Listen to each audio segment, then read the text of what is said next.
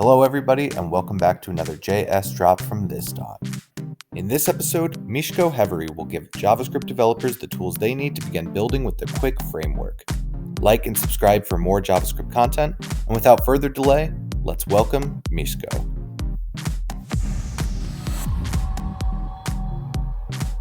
Okay, hello everybody and welcome to the special JS drop. Today we have Miško doing an intro to Qwik. Miško, do you want to introduce yourself? Hey, how's it going? I am Miško. Let's see, I'm the CTO at Builder.io. I run the engineering team, and we make a visual CMS, which solves the same problem as headless CMS, but in a much cooler way.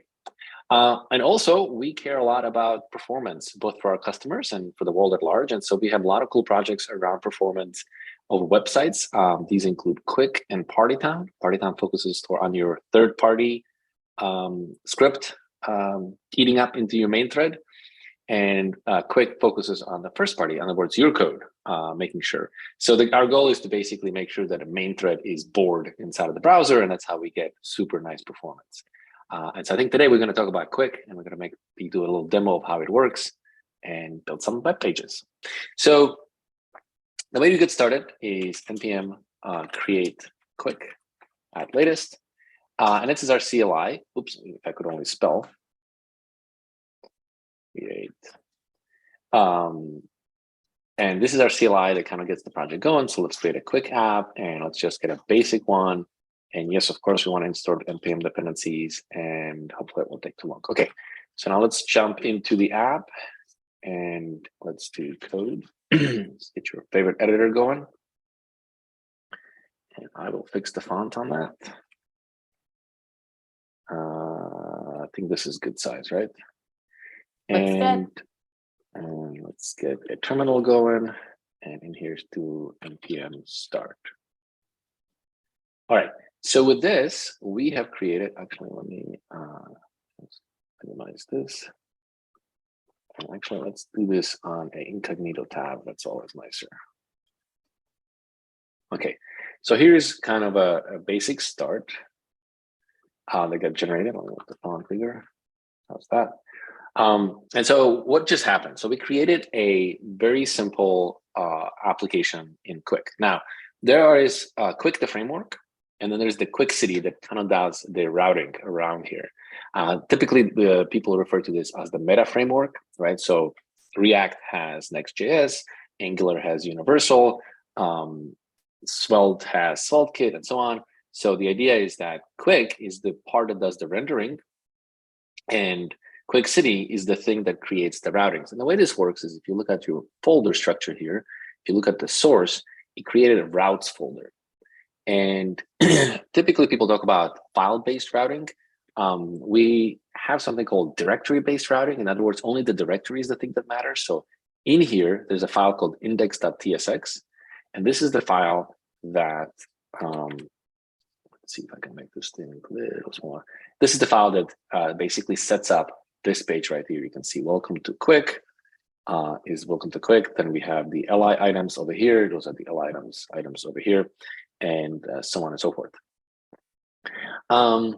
Let's kind of, so the other thing to kind of notice is that we also have a subfolder called flower, and inside of it, there is also index.tsx. So I believe if you click here, if you click on that, the URL changes into /flower, right? So this is a separate route that contains index.tsx in here.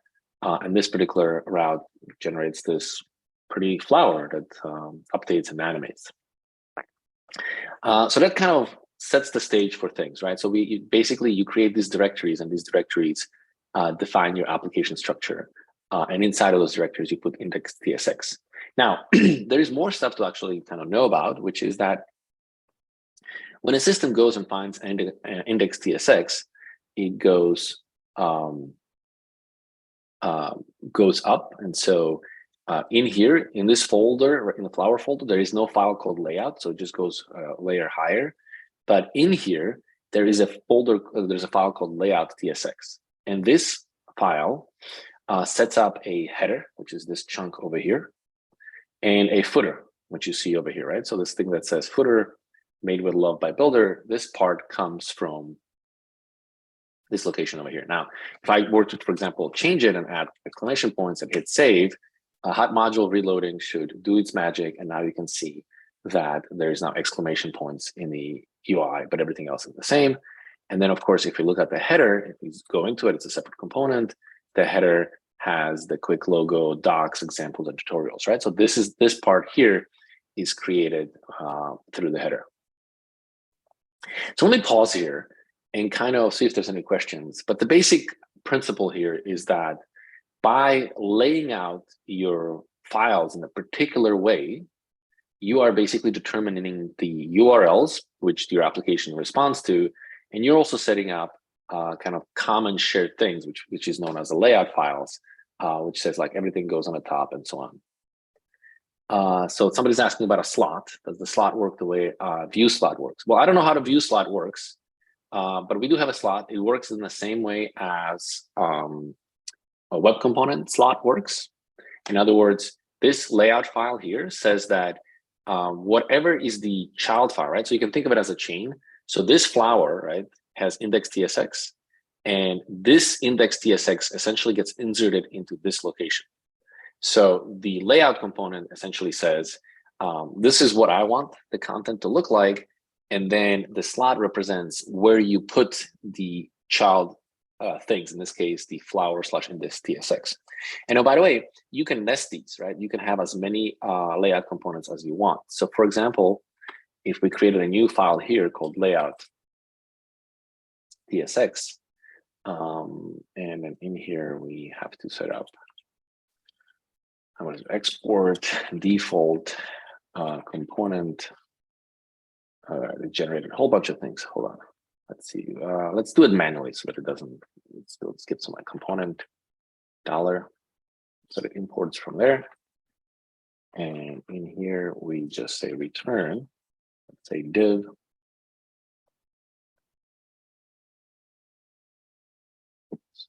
Okay, so let's just say we're returning a div.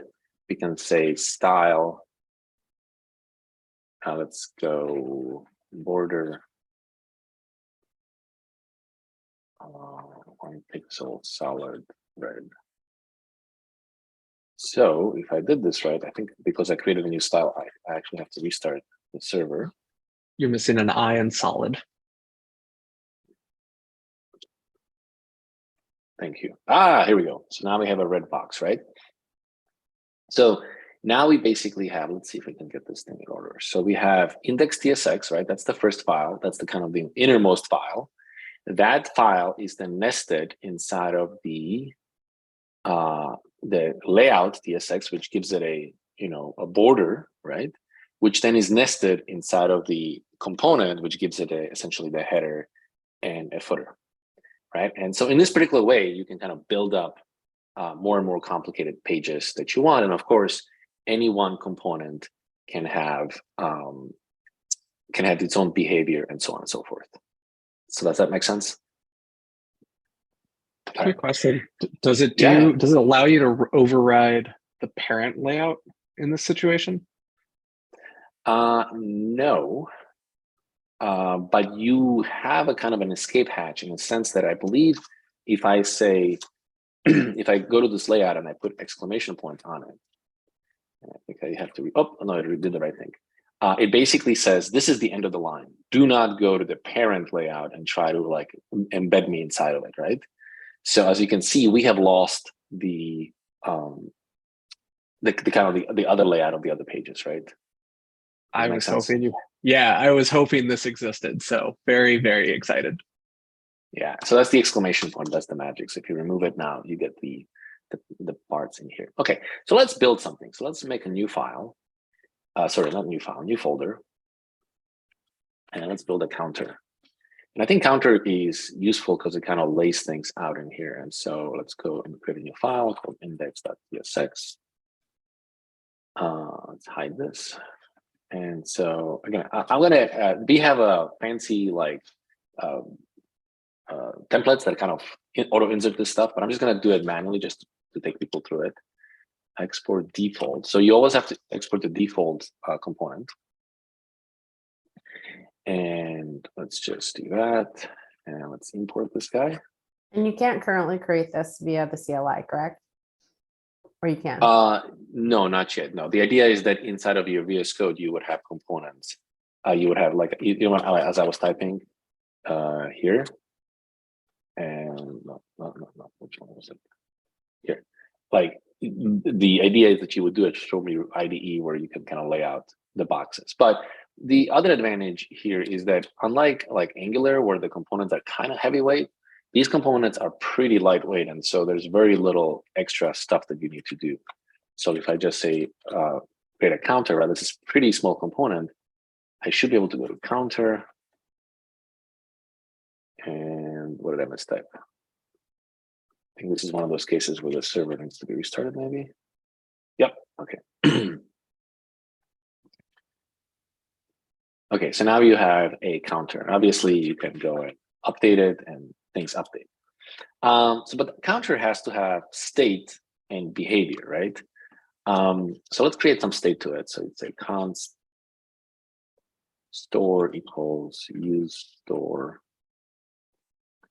And let's say that we just have a count on it. Oh yeah, use store has to be imported. Okay, and so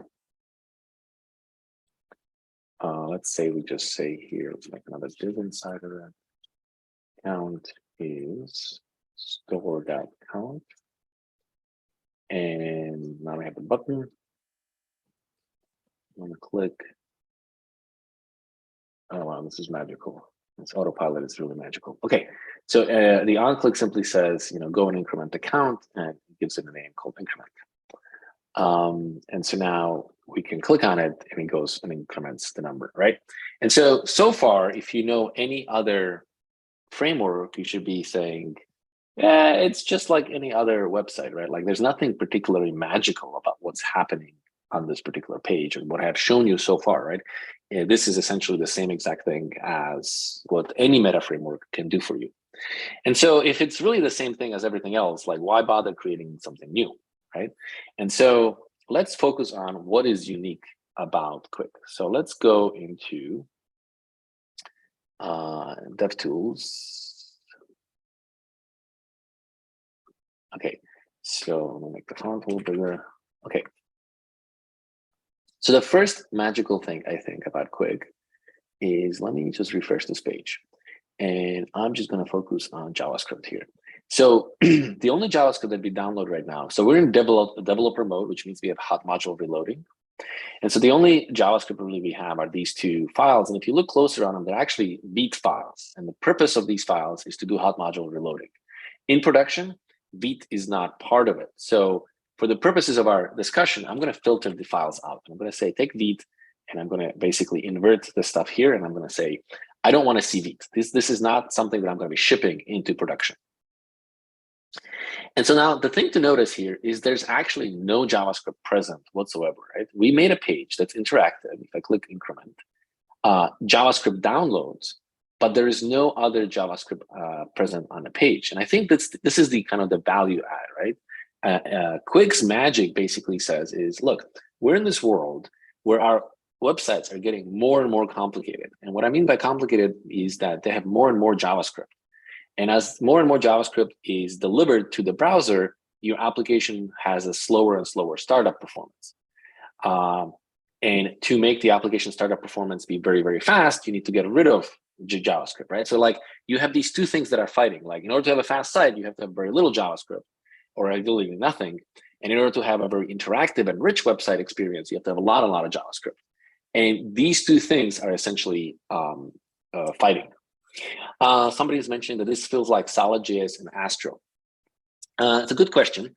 Actually, well, the magical bit here with Qwik is that it has something called resumability, meaning that it knows how to start up with no JavaScript.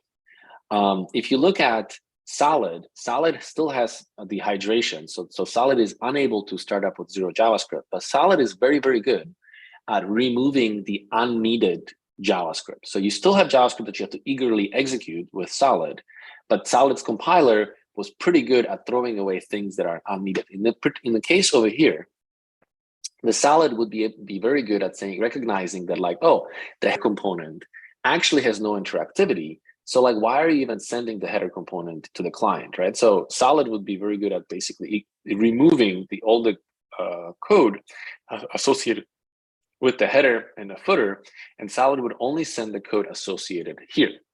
Astro is slightly different. So Astro has the idea of islands. Astro would turn the header into the island and also turn the counter into the island. And Astro then can delay hydration. And so because Qwik has no interactivity, that island would never get hydrated. And the counter island would get hydrated probably like on mouse over, or basically same as Qwik in the simple case, right? But Astro still has hydration. So with Astro, we're really only debating when the hydration should happen, and Astro is really good at like delaying it. With Qwik, basically, we just don't have hydration. And so what I mean by we don't have hydration is, well, let's define what hydration is, right? And hydration is the problem that when the framework wakes up, so let's say we are in this particular case here, we have the framework wakes up, and there needs to be a way for us to tell the framework that this button right here has a listener associated with it. Also, the framework needs to know that the current state of the count is 0. And so how does the framework recover that information? So in the classical frameworks that are hydration based, that includes Solid and Astro, the way this is done is that you eagerly execute JavaScript, and as the JavaScript is executing, you look for where the listeners are, right? You essentially look for this piece of code, this onClick. And when you find this onClick, right, so this function has to get eagerly executed in either Astro or in Solid or any other framework. And once you come across this closure, then you're like, oh, I see. There's this closure that I can attach to the DOM and then makes the button interactive. And by the way, this closure closes over the state of the system, right? So this is the store here. So what makes Qwik unique is that Qwik doesn't need to do that. Instead, what Qwik does is if I go to the button here, Qwik serializes this attribute here, right? And this attribute basically tells the system where to download the handler and what is the associated state with it. So this bracket 0 is the state information. And because of that, the closure associated with this button doesn't have to get created until after you click it. So let me make more than one closure here. Let's make another closure, and this time I'm going to say console.log and just say hello.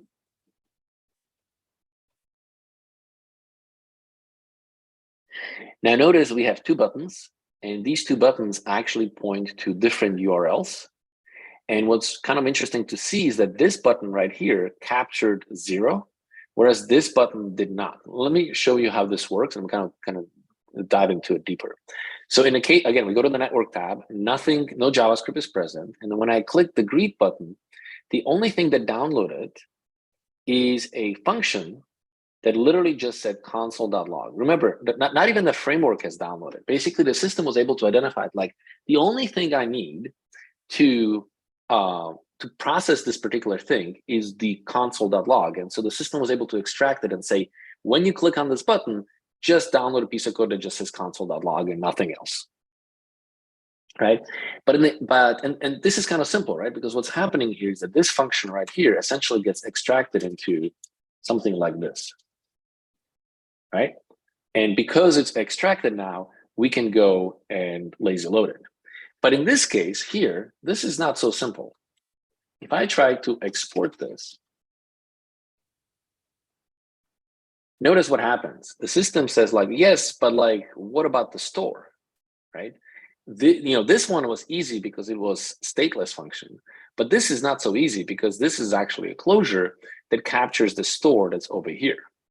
So, what exactly needs to happen? Now, this is where most frameworks kind of give up and say like, well, just execute the whole application from the very, very beginning.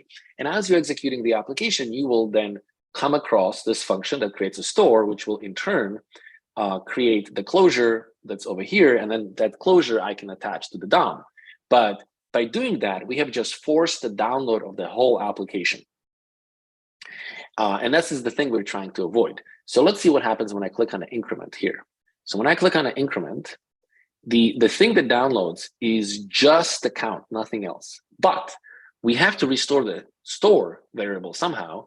And so this is where this magical piece comes in that says like, oh, insert this, what we call use lexical scope. It's the thing that can recover the state of the system. So somewhere on a server, the system executed with the store of count equals 0. Let's actually make this count something more interesting, like 1, 2, 3. Let's click over here again. So we needed to recover the store with the count property of 1, 2, 3. So how did the system knew how to do that? Well, if you go here, you will find that there is this state of the system serialized in here. And somewhere in here, there should be 1, 2, 3 right here. So at some point, the system serialized 1, 2, 3. There is other information in here that the system kind of needs to run. But the main point is the state is in here as well. There's also a URL that over here that actually points to this JSX right here. So let's go back over here. Let's click on it. So this counter wants to increment the count. Before the count can be incremented, it has to be recovered. This bit of code recovers the code.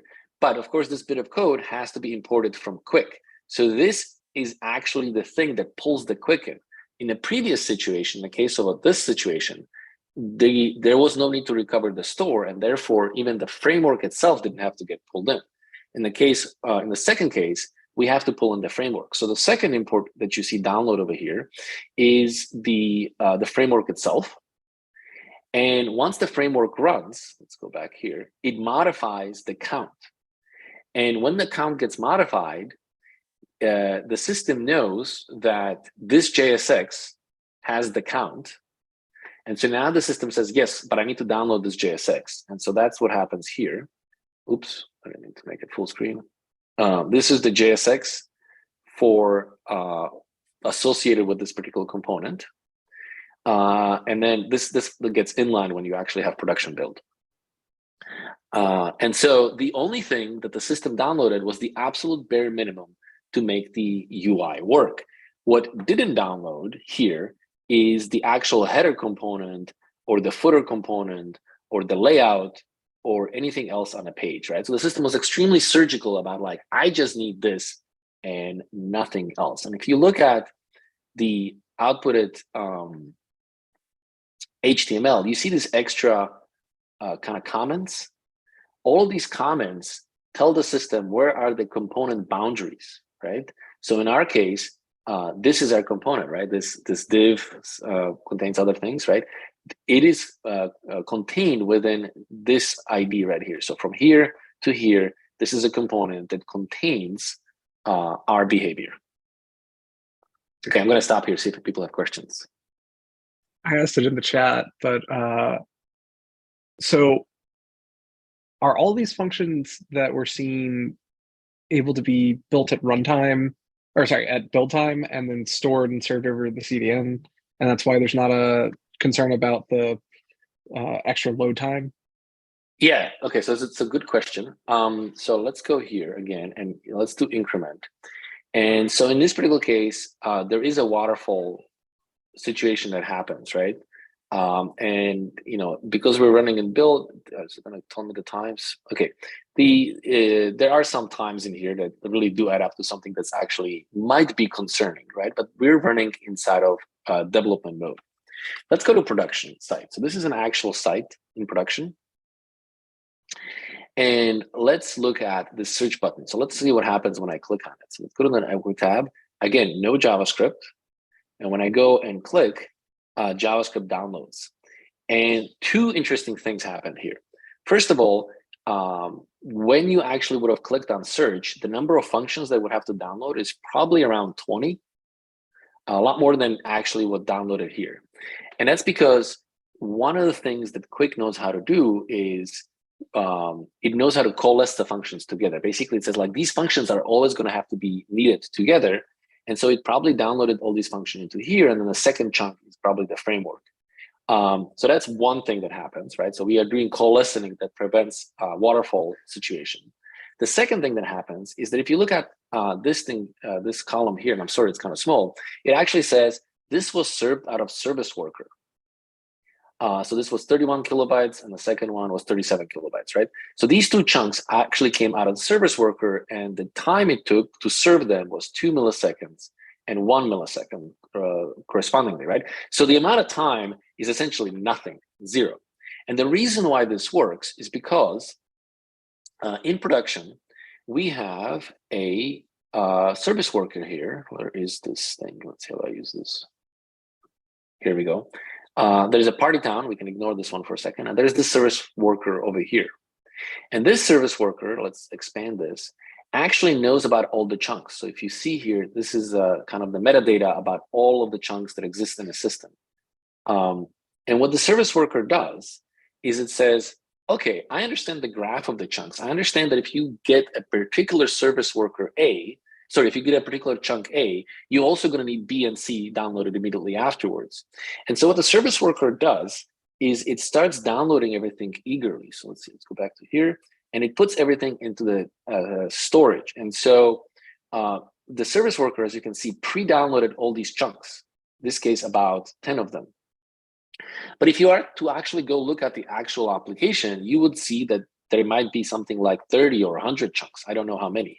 Not all the chunks are actually needed, because many of the chunks represent parts of the application that is static, that is like, like the header. It will never change. It will never be to the client.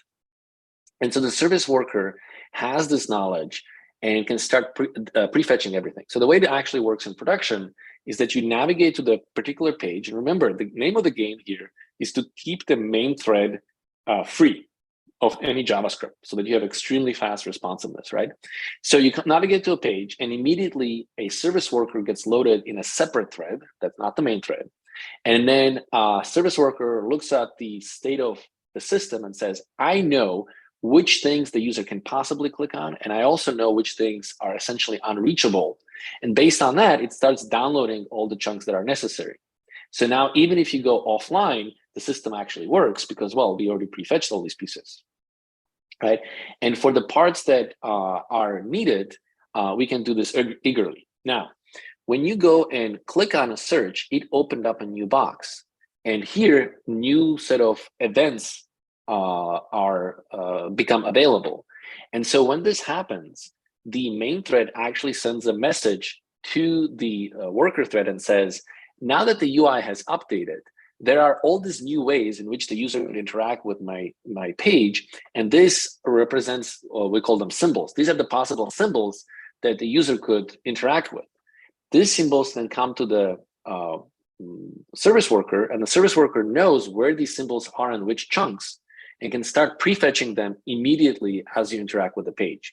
In other words, the service worker is always a step ahead of the user and starts prefetching things as soon as they become available. Now, it gets better. As you use the application, you can actually keep statistical information about which symbols are needed when. And that statistical information can then be fed back into the build system so that you can coalesce symbols that are always loaded together into the same chunk. The reason, let's go back to the beginning, the reason we knew that that we only had to download the single chunk here is because we ran the application previously and we knew all the symbols that were required to download for this particular thing. And we said, instead of having them in 10 different symbols, 10 different chunks, let's put them all in a single chunk. So if you look into here, let me see if I can make it here. So these are all the symbols that you see here. It's all minified, right? It's kind of hard to read.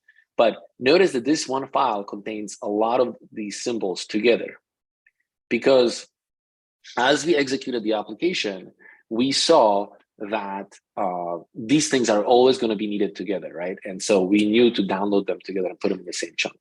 And so it's kind of a different point of view at the system, right? Like existing systems basically start with this one monolithic chunk, And it's super, super difficult to break up your application because you have to put lazy loaded boundary. You as a developer have to do a bunch of things in order to introduce lazy loaded boundaries. And it turns out it is very difficult to introduce lazy loaded boundaries. I don't know if any of you have tried, but it's extremely difficult. And the framework essentially fights you because the framework doesn't want you to pass in async functions, right? The framework expects the rendering to be fully synchronous, one, and two, the framework kind of expects all of the components that are currently in a DOM tree to be actually present at runtime. And so actually lazy loading in actual frameworks today is extremely difficult. Whereas in Qwik, everything just gets lazy loaded. And then there is a configuration information that you give to the bundler. And this configuration information basically allows you to fine tune the kind of chunks that the system creates.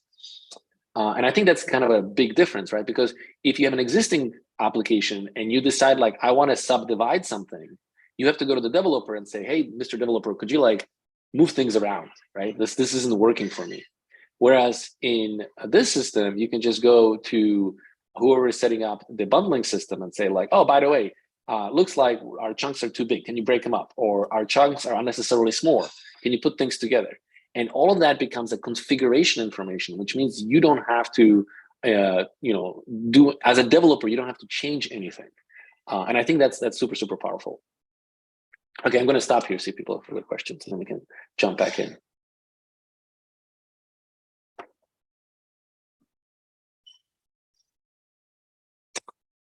All right.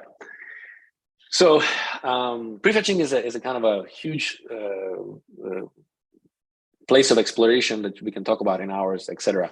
But I think the prefetching story is extremely powerful in Qwik. And it's the thing that allows you to, even on slow mobile devices, to not have to worry about there being a delay.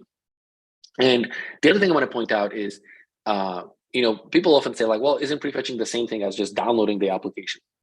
And the answer is no, for two reasons. First of all, prefetching only downloads the code that is actually needed in the client, right?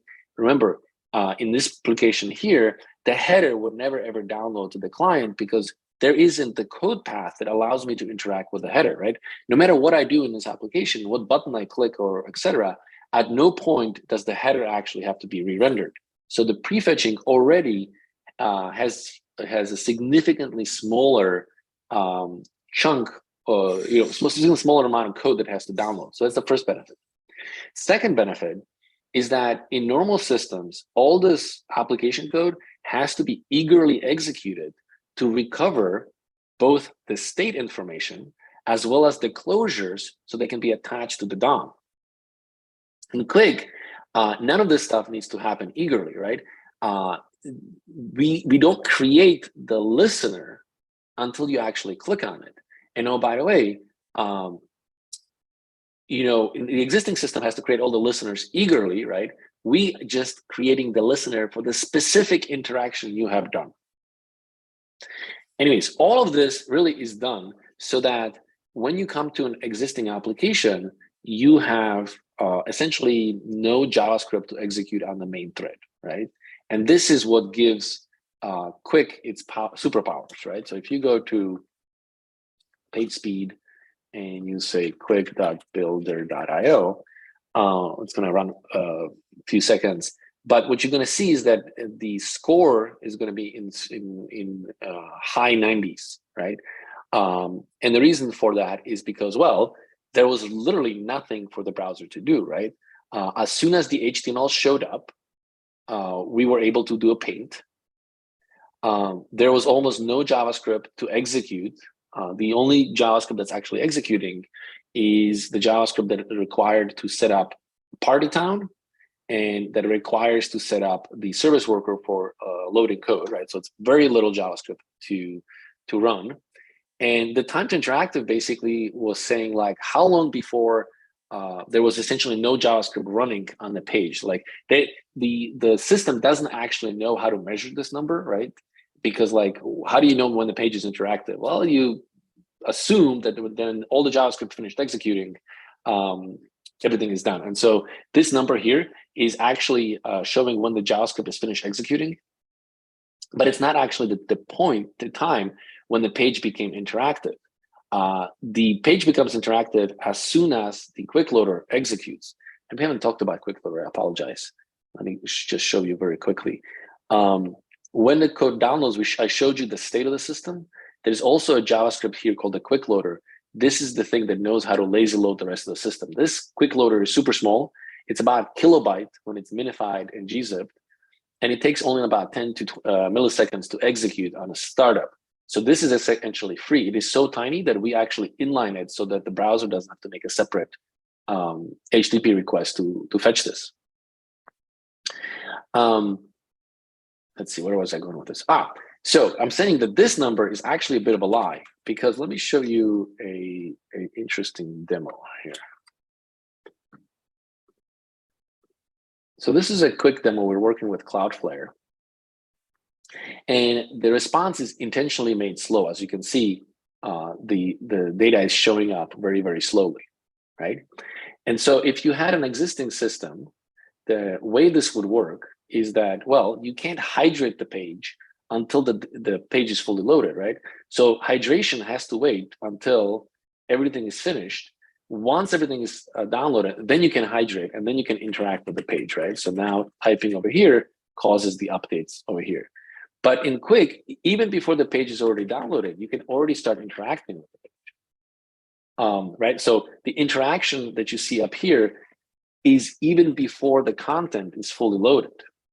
And so it's just a convoluted way of saying that this number is a bit of a lie, because in reality, the page becomes interactive even before all of the JavaScript stops executing. And most of this execution of JavaScript that you see here is actually associated with Partytown executing in a separate thread and doing back and forth between the main thread and the web worker thread. So my point here is that the way to get a fast score, and by the way, this is on mobile, not desktop, right, is to just keep the main thread from being busy, right? Like you just don't want to execute any JavaScript, right? And so any trick we can do to move JavaScript off of the main thread is how we keep this number really amazing. And the thing is that this scales no matter how complicated your page becomes, right? Because even if you get the application very, very complex, because Qwik has this property that on initial render there is no JavaScript, then this kind of continues no matter how complicated you go. Anyway, so that was a kind of a big detour. Let's get back to our counter, but I'm going to pause here to see if anybody has a question. Oh, this Qwik loader piece is interesting. A lot of microphones actually have their own version of Qwik loader.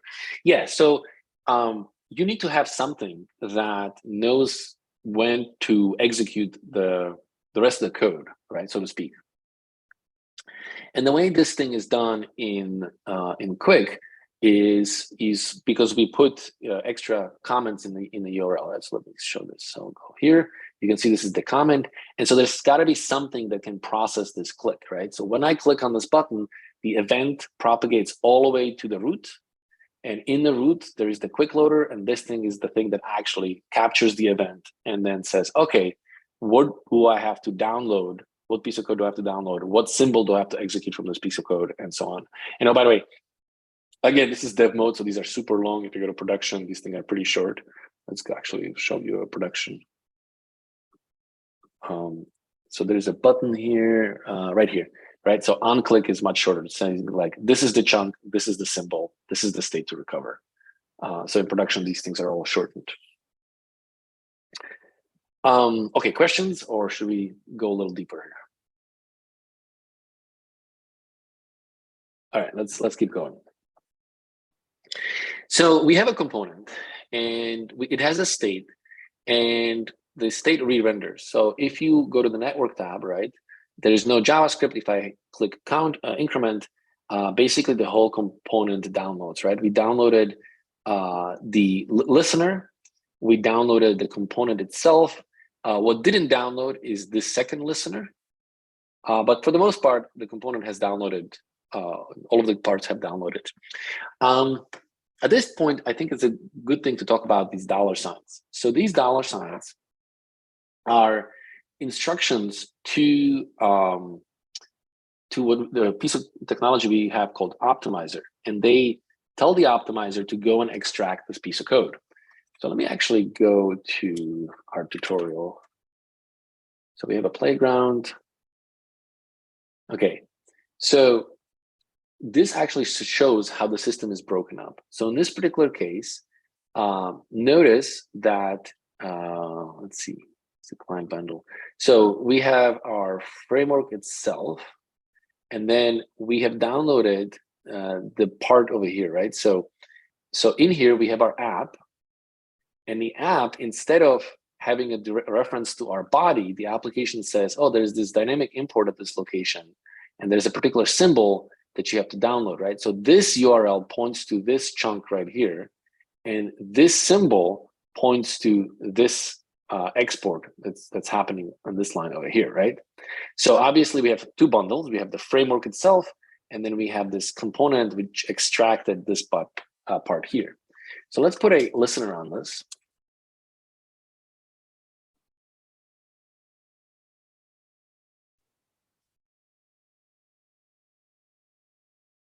Okay, now that I placed the listener on it, notice there's a new chunk that appeared.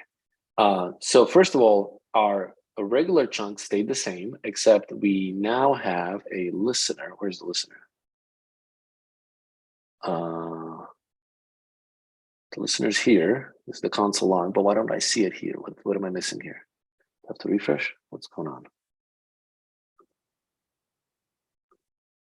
Okay, there seems to be a bug in there. So now you can see that the component itself has a on-click, right?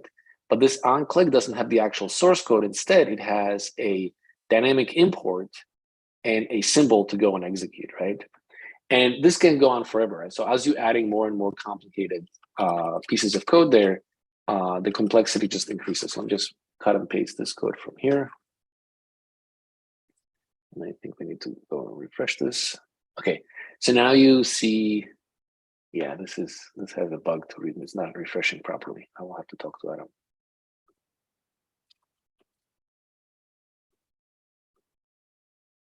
Okay, so now we can see that every single click just became a separate import, and everything got broken up into pieces. So this is done through the technology we have called Optimizer, and Optimizer basically knows how to do that trick, right? So the hard part here is to take your application and breaking it up into millions of tiny little pieces. Once everything is broken up, it's easy to put it together into bigger chunks, right? But the hard part is kind of the breakup. And the breakup is also the thing that allows for resumability, right? Because without taking this closure and making it into a top-level function, it's not possible to resume just that function, because in order to get a hold of the function, you would have to execute the whole component. Make sense? Okay, so let's make another component. And I think this is kind of where interesting bits will start to happen. So let's make another component. Let's make a component called count export. Oops.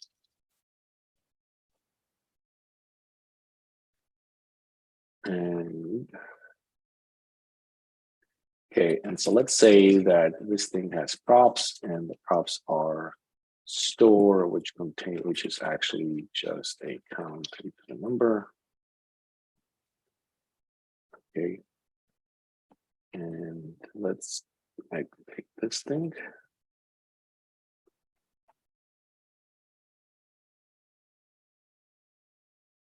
And now it has to become prop store. And so now instead of div, we will say display store is store. So we're going to pass the store into the system, and that's it. So we took the displaying of the store and we broke it up into a separate component, right? Which just displays it over here.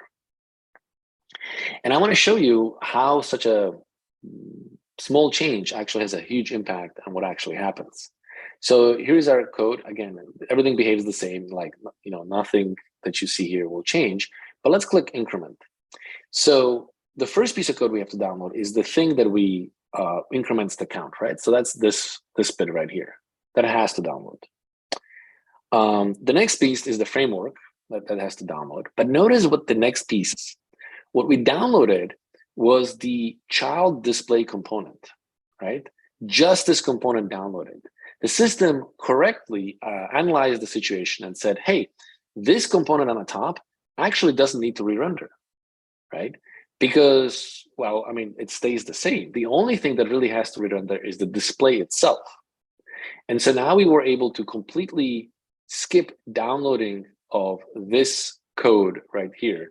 Really, the only thing that's downloadable is this function right here and the display that's over here. Does that make sense? I see there's a question. Let's see. Let's see, there's a bunch of questions. Where did I left off? Oh, so there's the first question about debugging experience. Is it okay? Okay, so the debugging experience is pretty much the same. So let's see, let's go to sources. Let's see, what do we want to hear? So click. So, you know, you can find the code that you want. You can place a breakpoint here. Stops over here, right inside of the breakpoint. And you can continue. So the debugging experience is pretty similar. However, recently we actually improved it. How do I hit play? Wait, what? Why is the store not counting? Yeah, that stops here, and now I want to just continue. Why is the continue not here?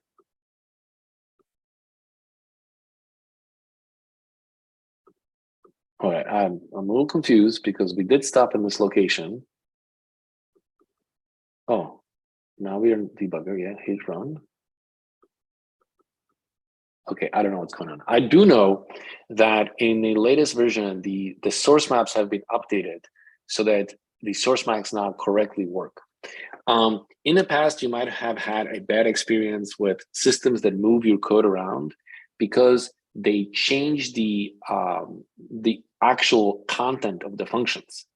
The thing that Qwik does is it just moves the function into a different location. The actual content doesn't change except for that extra use lexical scope that gets inserted at the very, very top. And because of that, the debugging experience is exactly what you would expect. And as I said, this is still a slightly older version. I know Manu has recently updated the source map, so they work even better. And I apologize that I cannot show you the best debugging experience that we have. This is a little old. How are states serialized, state UI synchronized when the state change? Okay, so let's talk about state for a second. So here's our state 1, 2, 3.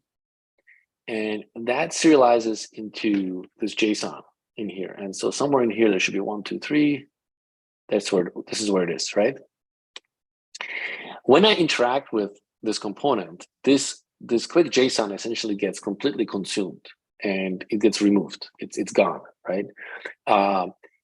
And what happens internally is that this store is a object. It's actually a proxy. So when the store gets passed into this function, it's a proxy, and when you go and modify the count, the proxy gets notified like, oh, the count property has modified. If you go back here into this JSON before it gets consumed, you will actually find these things called subscriptions. And what this basically says is that if you modify the count property of object number 6, you actually have to invalidate this component here. So number 6 in the UI, if I go here,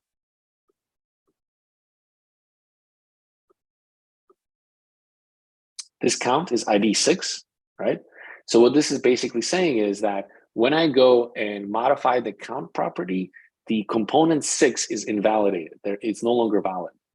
And then in here somewhere, there's a URL for the display component in here. And so the system knows to go fetch this URL in order to re-render this particular component. If you look around, what you're actually going to see is that there is only one URL, right? There's no other URLs present because the system has correctly deduced that, like, actually this component over here is actually not even reachable. There is nothing that the system that you can do as a user that will cause you to even download this component, and as a result, the component is not even sent to the client. The whole thing is just completely removed. And so the end result of this is that we're very smart about what we actually send across. Let me actually show you something interesting. If I remove the store here, and instead I'm just going to make an account which has a number.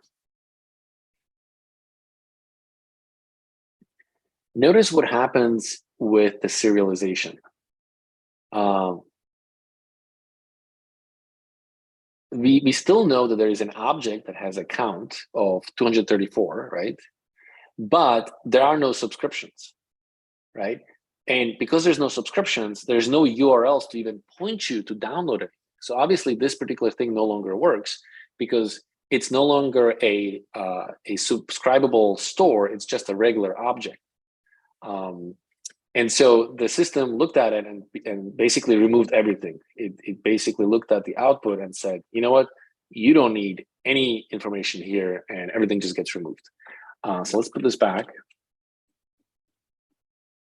The other way of removing this is to actually remove, let's remove the two buttons. Let's just remove the count button. So now the store is no longer referenced. It cannot be modified anymore, right? And again, if we look at the JSON that's serialized, it basically serialized nothing. It basically looked at the system and said, actually, there is nothing you can do as a user to cause any re-rendering. And so as a result, I'm just not even going to bother serializing absolutely anything for you and just leave it all blank. So the whole thing is and the reason for this is there is a behavior here, right?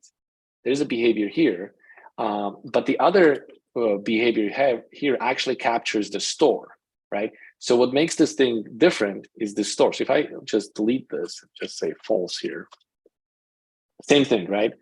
There's a button, doesn't do anything, nothing gets serialized.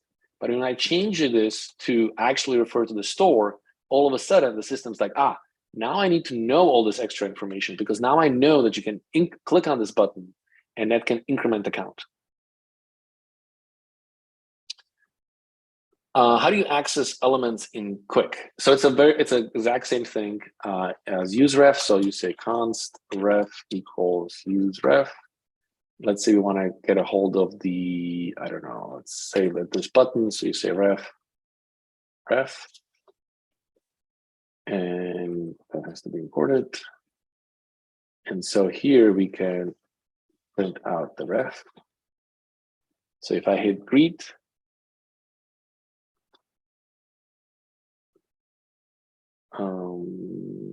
why is the ref not there?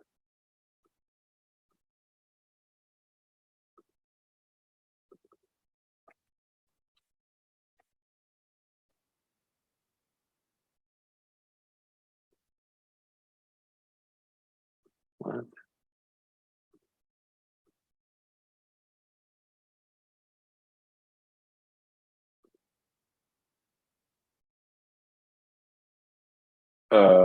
Okay, I am as surprised as you are. They should be working. I'm not sure why it's not. There we go. Okay, looks like a beat got into some weird state. So here's your element that updates as you would expect. Good catch. Okay, let's see. Do you think it's a okay? Do you think it's okay to pass the whole store as props, or does the varies based on nature of the store? So as of right now, passing store is preferred because there's really no cost. There's no cost to passing the whole store. The problem is if I pass in a count, and let's say I change this to just be a number.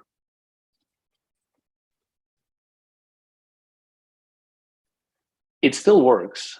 Oops, what are you unhappy with me about? Oh yeah, this is the old things, right? Okay, so you have to say mutable. Sorry, this is about to change in that it's unnecessary. It's not a breaking change, it's just this becomes unnecessary. So, okay, so everything works here. The problem is that we had to mark it as mutable. And also, if you look at what's actually happening in the system, let me refresh this. Okay, because here. So we downloaded the listener, the framework, then the top level, this now has to download because we need to update the store count, right? This is a subscription here.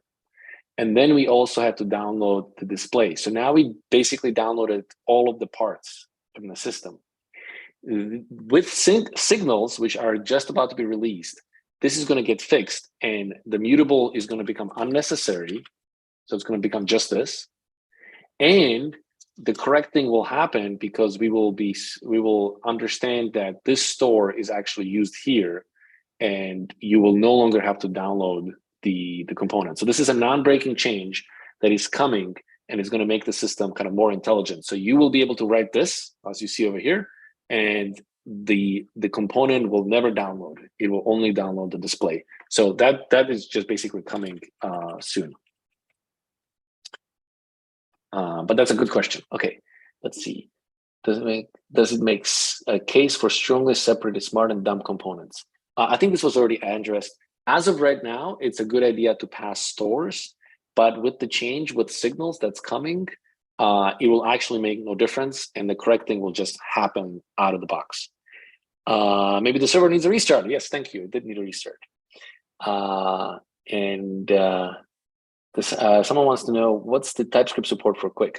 It's full TypeScript. So if you look over here, if you hover over something, it knows that it's a count of number. Everything is being passed in through TypeScript and so on and so forth. So everything you expect TypeScript to do for you, it's just there.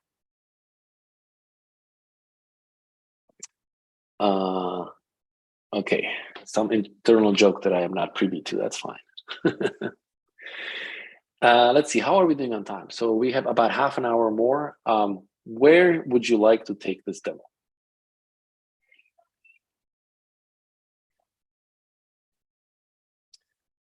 Otherwise, we can continue with some more magic. Okay, so let's just continue with a little more magic. So we have our count, and let's create a box here. Space. And in this box, I am going to say style, I remember this correctly, height, 400 pixels. And then in here, I'm going to say clock. And I'm going to make a new component called clock. Actually, I'm going to do export, const the clock. And we'll say return. Oops, that's not how you spell div.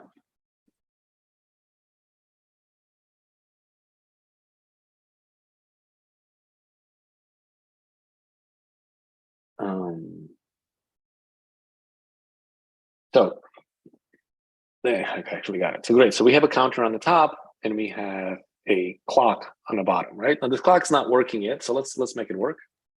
Well, the clock is going to need a store, and it's going to need a time, which is just say it is a string. Sure, that's fine. But let's just take this out. Let's return string like that. And so here we say store time. Okay, so now it renders this bit, and so now we need to make it work. So now we have to say use client effect. So basically we're saying we only want to run this code on the client because on the server it makes no sense. And wow, I love Copilot. Did it create the right thing? Interval, set interval. Yeah, that looks right to me. So every second it goes and updates it, and yep. So if I save this, Yep, it goes and every second it updates. However, the first second is slow. So I think there's a little trick we have to do. Control Shift, extract, constant closing, slow, update. Okay, so the first update we have to do manually, and then the subsequent updates happens every second, right? And so now if I refresh, it just immediately starts running. Okay, so there's a clock that immediately starts running when the application wakes up, right? And so that makes sense, right? The piece of code that we have to execute first is this use client effect that sets up a timer and everything runs. But here's something weird. Let me scroll this out of the view, refresh, no JavaScript. When I scroll into position, JavaScript shows up and starts running. However, as a developer, I don't really have to think about that, right? Like I just wrote the natural thing that obviously came to me, and it started working in this particular way. So what is going on? Does the routing in Qwik allow for defining parameterized paths? Yes, it does. We haven't talked about it. We can talk about it next, but absolutely, it allows that. So the question is, can you have the URLs? Can you extract information out of the URLs in Qwik Router? And the answer is yes. Okay, so let's finish about this clock for a second. So when you have a normal system and you have something like client effect, the question is, when should it run? And the answer is very obvious in existing systems. And the answer is, well, it runs during hydration, right? When your application hydrates, it should run. But Qwik doesn't have hydration. And so the question still remains, like, so when exactly should this thing run? And if you think about it, there's really only two answers. And one is it should run eagerly when the application downloads, or it should run lazily when the component becomes visible. There is no really any other way of thinking about it. And so what happens here is if I refresh and I go to here, so here's our clock. Notice what it says in here. It has a Q visible. It's a synthetic event that basically says, when this event gets fired on a clock, go and execute this piece of code. So let's change this here and let's change it to, let's say, click. So now it says on click, do this particular thing. So now we're free to scroll into the position, and nothing is happening, right? It rendered the initial values on the server, but the moment I clicked, it woke it up. Sorry, I clicked unintentionally here. Let me do this again. This space. So this becomes click, right? Here's a button. Sorry, it's not a button, it's just a div. And now if I click on it, that's when the wake up happens and the application keeps running. And so I think this is kind of an interesting thing because it shows you that as a developer, you just do what is naturally the most obvious thing for you to do. And yet you get the behavior that is, I would say, essentially impossible to recreate in the current set of frameworks. Like in the current set of frameworks, if you wanted to lazy load a component's behavior only when it becomes visible, like at best, the hydration has to happen and like most of the code has to execute. And only then could you actually set up some kind of an intersection observer and then maybe download some code. And by that point, you just say like, this is just not even worth the trouble and just kind of ignore it. So the question is, can you force downloading of something that's out of the view? Yes. So let me show you that. So now this is out of the view, right? So we can go and click here. You see it's not updating. So how do we force it out of the view? Well, we can, there's a couple of ways to do it. One is to just say, do it eagerly. And so I think there's a eagerness. I think, is it just eager? I don't know. What are you complaining about? Oh, sorry, visible load. Right. So now you can just say like, do it eagerly. And so now if you look at it, even though it's off on the bottom, you can see that it's actually updating, right? So this piece of code now became, let me show you. As soon as I refresh, JavaScript shows up, right? The code just immediately starts executing. And so sometimes you need to do eagerness, like maybe you need to set up a socket to the server for your stock code updates or who knows what, right? So there's definitely valid situations for that. Perhaps another question, but can you explain the choice of use of dollar on those Qwik declarations? For anyone with Angular experience, recognize this is a way to identify observable streams. Is this totally different, somehow conceptually similar? Okay, so why the dollar? The short answer is, well, there's two things here. First of all, why can't the system just magically know that component is one of the special methods and extract it away? And so we thought about that and we said, yeah, like the optimizer could know that component is special, use client effect is special, and so on and so forth. But the problem is you want to communicate to the developer that like magic happens here, right? You need to somehow basically tell the developer like, there's some magical bits happening here. And because magical bits are happening, certain things are not allowed. So for example,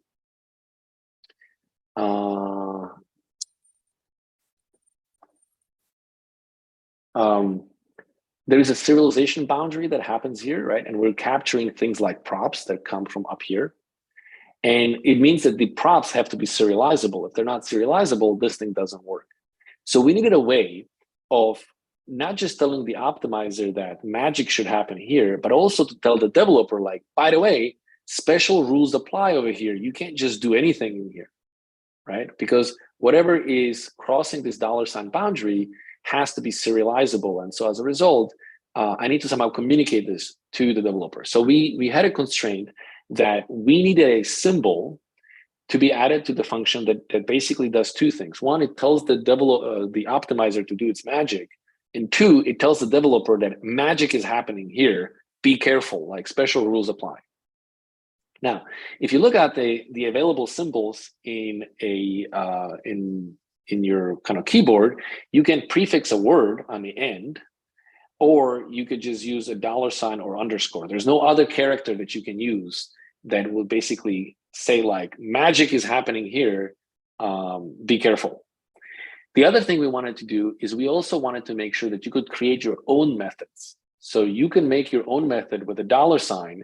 And of course, the optimizer wouldn't know that this is a special method ahead of time. And so the $ is a way to communicate both to the optimizer that special magic has to happen, as well as to the developer. So the constraint is like, we need something on this method, or sorry, on this function that makes this clear to both the optimizer and the developer. And then if you kind of look at available characters, really you're left with either an underscore or $. Now, you can use the only time when this can kind of work, here, why don't you sit down, bud? The only time that this can work is when you are calling the function. So if you don't call the function, when it's just like an observable, then it works as you would expect. But if you're calling a function with a parentheses, that's when the $ has magic, right? So it's not just a $, it's $ followed by a parentheses that makes the whole thing magical. And so hopefully that kind of explains that. And yeah, hopefully I answered that question. Can you explain the interrupt story with components in Qwik, web components in Qwik? Some frameworks do better than others with working with web components. Are there any gotchas to using web components using Qwik? Any parts of Qwik magic that isn't available to us if, say, web components are quite complex? Okay, so web components are not resumable. So let me back up a second. You can use web components with Qwik, and things will work exactly how you would expect.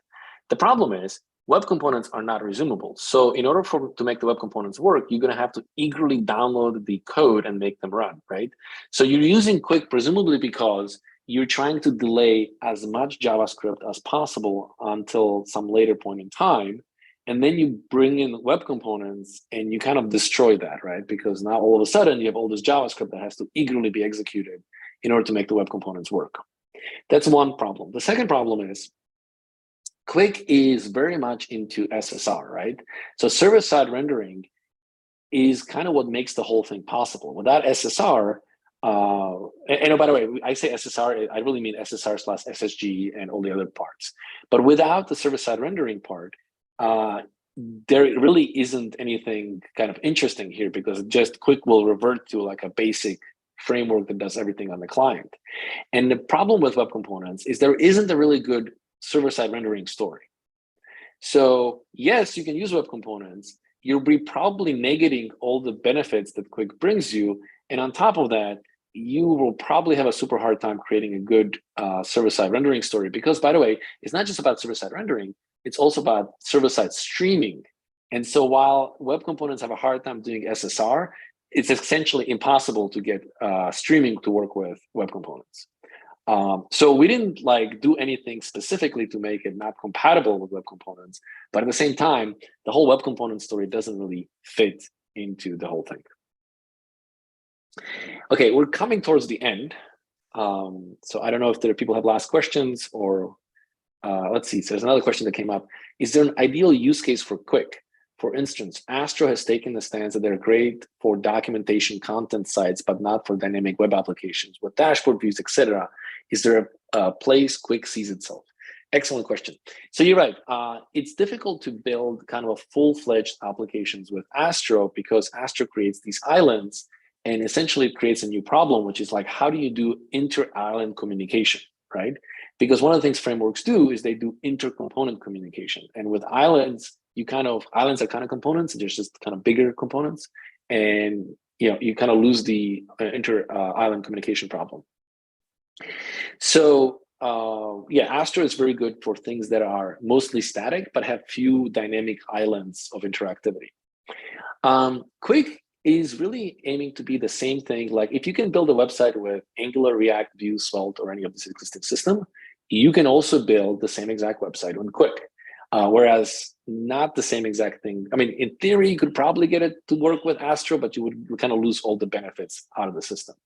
So Qwik's stance is that it's a general purpose framework for building just about anything you want. However, there are a few places where this is the benefits of Qwik will shine more than others, right?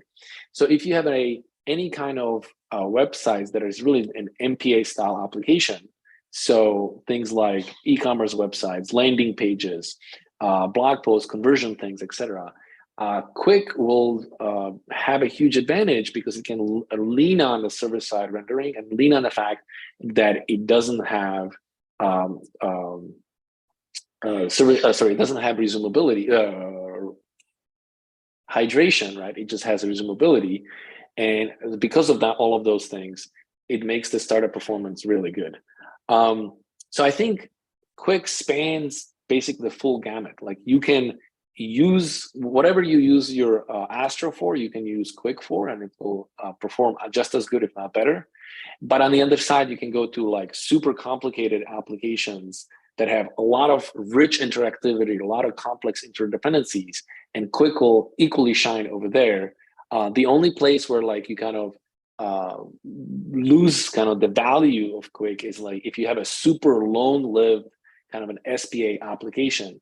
But even there, people oftentimes send links to these SPA applications, and they're deep linking and they're involved, etc. So even there, I would argue like, why not just use Qwik, even if it's a long-lived application? Because you will at some point you are going to have to send a link to your coworker, and that link will be so much quicker to open if it's done through something like Qwik.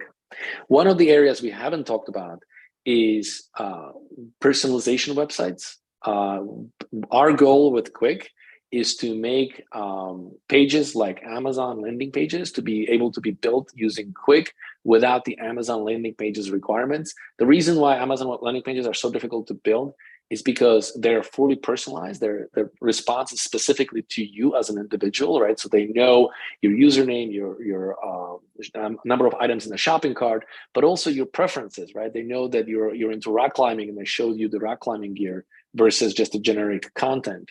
And it turns out that's extremely difficult to do because existing systems are not fast enough to do SSR on a server to be able to put the responses together fast enough. And then when you get to the client, they require super expensive hydration that's very, very difficult to do. So one of the things that we are focusing on next with Qwik is we really want to make personalization websites to be able to be like, you should be able to do instantly inside of Qwik. And the way Qwik is going to approach this particular problem is to have multiple edge workers rendering in parallel to produce a single output. Kind of a deeper discussion, so I'm not sure we want to go here now, but kind of just give you an idea. Let's see, we have a few more questions. I know that recently a 10-stack query wrapper for Qwik was created. Sorry, I have no idea what 10-stack query is, so I'm going to have to skip on this one. People are trying to play with Apollo. Yes. So somebody's asking, when do you use watch instead of use client effect? Very good question. So our naming nomenclature is that when you use the word use, that means certain special rules apply, just like in React, like you can't have a loop, if statements, and things of that sort. The word client, it means that this will only run on the browser, not on the server. There's also use server methods as well. So really just comes down to what's the difference between watch and effect. So a watch, because it doesn't have the word client, will run both on a server and on a client. And specifically, watch runs before rendering. So watch can influence the output of the rendering, whereas a effect runs after rendering is finished. For example, to get a hold of a DOM element or to cause measurements to happen or any things of that sort, right? So you would use client effect. Obviously, there's no use server effect because that makes no sense. But you would use client effect whenever you want to do something after rendering is finished. You would use watch when you wanted to intercept data before content basically shows up, and you want to mutate it in some way before the rendering can process it. And I think we're kind of running out of time. Yes, that was amazing, Miško. Thank you so much. I feel like people just learned so much, and there's so many little tidbits here and there. It's one of my favorite ways to do presentations because I feel like you just learn so much more, right? And it's so much more fluid. So yeah, thank you so much. So where can people find out a little bit more about Qwik? I know there's a lot of kind of community efforts happening too. Maybe you can point us to some of those things. Yeah, so definitely the ground zero for all this stuff is qwik.builder.io. Check that out. From there, you can find a link to get us to your GitHub and also to get to Discord. Discord is kind of the super lively place to be right these days. Apparently, all the cool kids are using Discord. And we have our community over there. And yes, community is trying all kinds of different things, all kinds of experiments with existing technologies and so on. But like if you find Qwik interesting and you want to dive deeper, I would definitely start with jumping onto the Discord community. Cool. Well, thank you so much. And you can find Miško on Twitter as well. It's just M Hevery, right? I think. Correct. It's very boring. M Hevery, yes. Boring and easy to find. So yeah, thank you so much, everyone, again for attending, and we'll see you soon. Thanks so much, Miško. Thank you for having me.